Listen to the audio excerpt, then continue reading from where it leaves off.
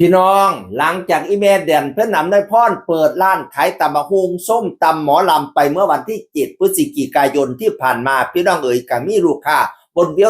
นไปสนับสนุนไปอุดหนุนแล้วพ่อสมพรสมควันอยู่เปิดร่วมกันกับพระเอกโอณัฐพลซึ่งอยู่ในวงหมอลำวงเจริญบันเทิงศิลป์น้ำกันนะพี่น้องเอ๋ยช่วงใดบ่มีงานก็มาเปิดห้านขายตำบักหุ่งจังสินะบัดประจำอยู่ห้านตำบักหุ่งจังสินะ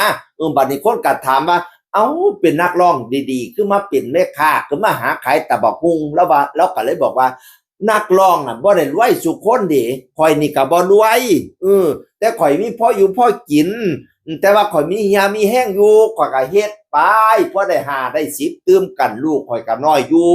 เว้าเพิ่นนักร้องมันบ่ได้รวยสุคนข่อยก็บ่ได้รวยพะนะว่านั่นน่ะ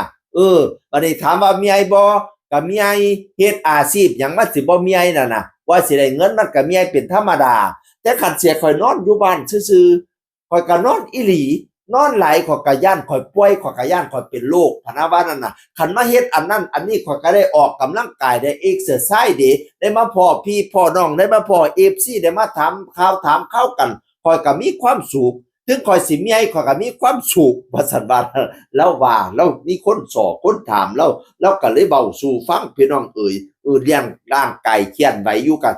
เฮ็ดป้ายเฮ็ดการเฮ็ดงานไปพะนะว่านั่นน่ะแต่ว่าภาพหนึ่งแล้วมาถ่ายคือทรงสิใหญ่หลายแต่เนาะอีแม่เอียงเพียดนี่แหมคือเป็นแบบนี้เนาะวิถีแม่ค้าฮ่าๆๆแต่ก็หัวหล่ออยู่พี่น้องทรงสิใหญ่อยู่เป็นการปรับตัวใหม่เนาะเพราะเราว่าคันเราอยู่บ้านเราก็นอนอีหลีบัดนี้มาเฮ็ดแม่ค้านี่โอ้ยใหญ่พอสมควรเด้ออาชีพแม่ค้านั่นน่ะจักหน่อยก็สิปรับตัวได้ดอกย่าแม่เอ๋ยอันคุณแม่เดือนเพ็ญอำนวยพรมาเปิดร้านขายตำบักหุ่งอยู่โกสุมโอ้ยเบิ่งเต็มแล้วเมนูเราก็ละเห็นแล้วก็น้ำลายแตกนำพี่น้องเอ๋ยปิ้งไก่กับปิ้งไก่บ้านเด้เป็นตาแซ่บคือหยังนี่ปิ้งไก่บ้านเลี้ยงอุ้ยๆอยู่โชว์ปิ้งไก่เทิงอีแม่เดือนเพ็ญเทิงพระเอกโอณัฐพลพี่น้องเอ๋ยนี่พากันไปสนับสนุนเด้อปุ่นย่างใส่น่ะว้าก็เป็นตาแซ่บไผอีแม่โอ้ยย่างใส่อ่อนเนาะน้ำจิ้มรสเด็ดบัดนี้เนี่ย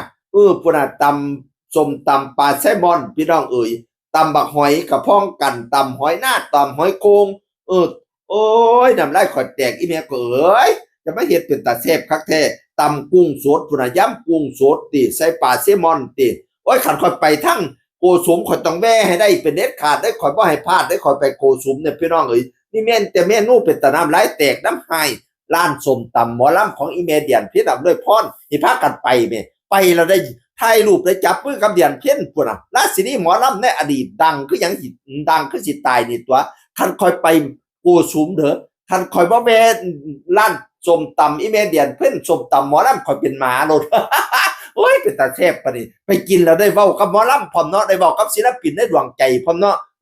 คันผู้ใดไปโกสุมห้ามพลาดเป็นเด็ดๆขาดเลยพี่น้องเอ๋ยไปแวะกินตำบักหุ่งอืมตำปูปลาหมาตำมั่วตำซั่วตำหอยตำถาดตำอะไรตำตะพึดตะพือไปซิมน้ำกันนอกจากนั้นมีฮอดเจลฮ้อนน้ำจิ้มรสเด็ดพี่น้องเอ๋ยนั่นละเป็นกันคำสัมภาษณ์ของอีเมเดียนเพ่นเป็นนักร้องบ่ได้รวยสุคนข่อยนี่ก็บ่รวยข่อย50ตื่มกันลูกข่อยน้อยอยู่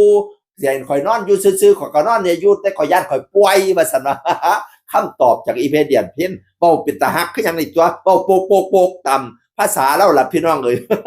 เสียงคือคนเก่าเว้าสู่ฟังสวัสดีครับสวัสดีครับ